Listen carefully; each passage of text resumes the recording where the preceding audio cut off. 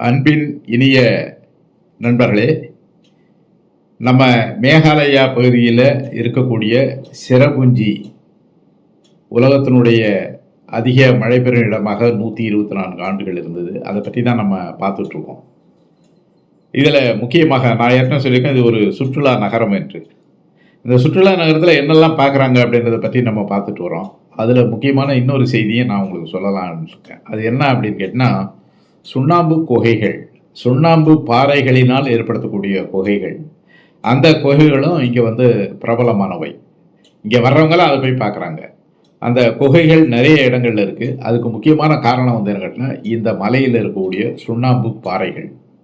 அதை ஆங்கிலத்தில் லைம்ஸ்டோன் என்று சொல்லுவார்கள்.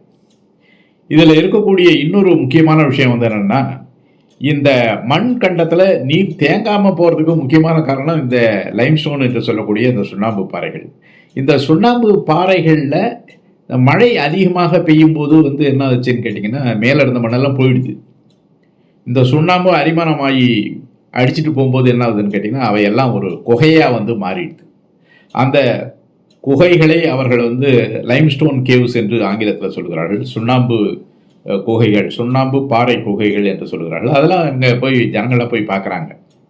உண்மையிலேயே வந்து என்ன கேட்டால், இப்போ இது அவ்வளவு பிரபலமாக எல்லாருக்கும் பரவலாக தெரியவில்லை. ஆனால் அமெரிக்காவில் இதே மாதிரி சில குகைகள் இருக்குது. நானே போய் பார்த்துருக்கேன். லூரே கேவ் என்று சொல்லக்கூடிய ஒரு குகை அமைப்பை பார்த்து நான் ரொம்ப அதிசயப்பட்டிருக்கேன். ஆனால் அப்போ எனக்கு தெரியாது, நம்ம நாட்டிலேயே இந்த மாதிரி சிரபுஞ்சி பகுதியிலையும் மேகாலயா பகுதியிலையும் இந்த மாதிரி குகைகள் இருக்குது அப்படின்றது தெரியாது. ஆனால் இந்த பகுதியில் இருக்கிறது ரொம்ப ஆச்சரியமான விஷயம். நீங்கள் வந்து போகும்போது கூட வந்து என்ன பண்ணலாம்னு கேட்டிங்கன்னா, இந்த பகுதிக்கு போகும்போது கண்டிப்பாக அந்த சுண்ணாம்பு பாறை குகைகளை போய் பார்க்கணும். இங்கே இருக்கக்கூடிய தண்ணி பிரச்சனைக்கு இந்த சுண்ணாம்பு பாறையும் ஒரு முக்கியமான காரணம்.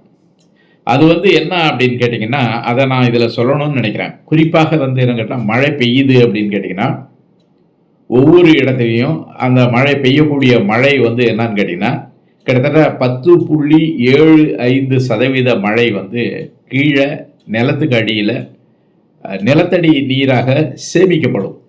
அதுதான் இயற்கையாக, நான் சொல்லக்கூடியது இயற்கையாக. 100% மழை பெய்யுதுன்னு வச்சுங்க. இந்தியாவை பொறுத்தவரையில் என்னன்னு கேட்டிங்கன்னா, ஒரு 17.5% அதில் வந்து என்ன பண்ணுது, ஆவியாக போயிடுது.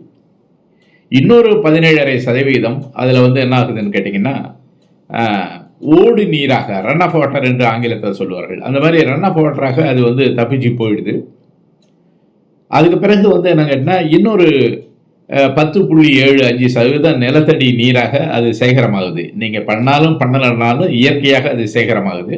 அது இல்லாமல் நீங்கள் பயன்படுத்தக்கூடிய தண்ணி பார்த்திங்கன்னா, ஒரு 7.5% தான் நம்ம பயன்படுத்துகிறோம். நம்ம பயன்படுத்தக்கூடியது விவசாயத்துக்காக இருந்தாலும் சரி, குடிநீருக்காக இருந்தாலும் சரி, அதே மாதிரி தொழிற்சாலைகளுக்கு எல்லாத்துக்கும் சேர்த்து ஒரு 7.5% தண்ணி தான் நம்ம யூஸ் பண்ணுறோம். இப்போ அந்த 10.75% வந்து தண்ணி வந்து நிலத்துக்கு அடியில் சேருதுன்னா, அதுக்கு முக்கியமான காரணம் வந்து என்ன கேட்டால், அந்த நிலத்தில் இருக்கக்கூடிய மேல் கண்டம், மண்கண்டம். இந்த மண்கண்டம் தான் அந்த தண்ணியை வந்து இழுத்து அதை வந்து அடியில் அனுப்புது. அதுக்கு பிறகு அடியில் நமக்கு வந்து சப்சாயில் என்று சொல்லக்கூடிய பகுதியில் வந்து நிறைய பாறைகள் இருக்கும். அந்த பாறைகளும் பாறை இடுக்குகளில் அந்த தண்ணி கீழே போகும். மெல்ல மெல்ல போய் சேர்ந்து கடைசியாக வாட்டர் அக்யூஃபர் என்று சொல்லுவார்கள். நீரகம் என்று தமிழில் சொல்லலாம். அந்த நீரகத்தில் போய் அந்த தண்ணி சேகரமாகுது. சரியா? அதுக்கு வந்து இங்கே வாய்ப்பே கிடையாது. இங்கே மான்சிராம் சிரபுஞ்சி பகுதியில் இந்த தண்ணீரை என்ன பண்ணுது, மேல் கண்டத்தில் இருக்கக்கூடிய மண் இல்லை, நிலத்தில் இருக்கக்கூடிய மண் கண்டத்தில் மண் கிடையாது. கீழே இருக்கக்கூடிய இந்த லைம்ஸ்டோன் என்று சொல்லக்கூடிய சுண்ணாம்பு பாறைகள் வந்து என்ன ஆகுதுன்னு கேட்டால், அந்த தண்ணியை நேரடியாக அப்படியே கீழே இறக்கிடுது. அதனால் இந்த தண்ணி எல்லாம் கீழே போயிட்டு எங்கே போகுது அப்படின்னு கேட்டால், இது எல்லாம் சேர்ந்து ஒன்றா சேர்ந்து ஓடி எல்லாமே வந்து வங்காளதேச சமவெளி பகுதிக்கு இந்த தண்ணியெல்லாம் ஓடிடுது. அதனால் வந்து என்ன கேட்டால், இந்த குகைகளை பற்றி சொல்லும்போது இதை பற்றி ஒரு செய்தியை நான் உங்களுக்கு சொன்னேன். அதனால் நீங்கள் அடுத்த தடவை போகும்போது நிச்சயமாக அந்த குகைகளையும் நீங்கள் போய் பாருங்கள். சுற்றுலா பயணிகள் முக்கியமாக போய் பார்க்கக்கூடியது வந்து இந்த குகைகளும், சுண்ணாம்பு பாறை குகைகளும் ஒன்று.